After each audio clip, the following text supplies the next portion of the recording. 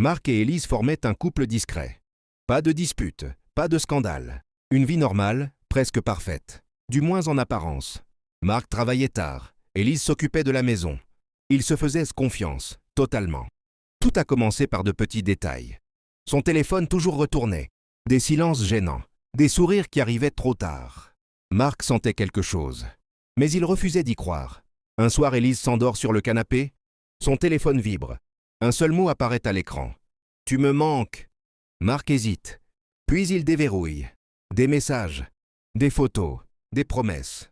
Et surtout, le nom du contact, frère. Mark comprend que ce n'est pas une erreur. C'est un mensonge construit depuis des années. Il ne crie pas. Il ne pleure pas. Il repose le téléphone. Et ce soir-là, quelque chose meurt en lui. Elise ne saura jamais quand Mark a découvert la vérité. Mais depuis ce jour, rien n'a jamais été pareil. Et toi, qu'aurais-tu fait à sa place? Il n'a jamais douté une seule seconde. De sa femme, ni de l'enfant qu'elle portait. Jusqu'au jour où un médecin lui a posé une question, qui a détruit toute sa vie. Quand Clara est tombée enceinte, Julien était fier. Il parlait déjà de prénom, d'avenir, de famille. Le jour de l'accouchement, tout semblait normal. Vous êtes bien le père biologique? Quelques jours plus tard, le médecin rappelle. Il insiste, il propose un test ADN. Par précaution. Clara refuse. Il ne frappe pas. Il s'effondre en silence. Aujourd'hui, Julien vit seul. Et toi? Aurais-tu pardonné? Tout était prêt. La robe, les invités, et l'homme qu'elle pensait aimer pour la vie. Sarah attendait ce jour depuis 2 ans. 2 ans de préparatifs. 2 ans de promesses. À 29 ans, elle se disait qu'elle avait enfin gagné. Un homme stable. Une relation saine. Du moins, c'est ce qu'elle croyait. Le matin du mariage, Sarah reçoit un message d'un numéro inconnu. Une seule phrase. Tu devrais regarder son téléphone. Elle hésite. Puis elle rit nerveusement. Mais quelque chose la dérange. Quand elle trouve le téléphone de Julien, elle ne cherche pas longtemps. Les messages sont là. Des mois de conversation. Des rendez-vous, des photos. Avec plusieurs femmes. Certaines datent de la semaine précédente. Son cœur s'effondre. Elle confronte Julien. Il niait. Puis il s'énerve. Puis il avoue. Il dit que ça ne signifiait rien. Que c'était avant. Que ce mariage allait tout arranger. Les invités attendent. La musique commence. Sarah est dans la salle d'à côté. La robe sur le dos. Les larmes aux yeux. Elle a 2 choix. Avancer ou fuir. Sarah est sortie. Pas vers l'hôtel, mais vers la porte. Aujourd'hui, elle dit que ce jour-là n'a pas détruit sa vie. Il l'a sauvée.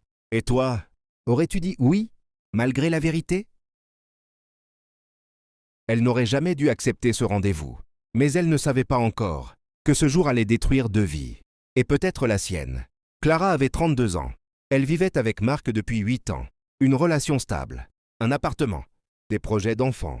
Mark était fiable. Prévisible. Trop prévisible. Puis il y a eu Julien. Julien était tout l'inverse. Charismatique. Intense. Dangereux.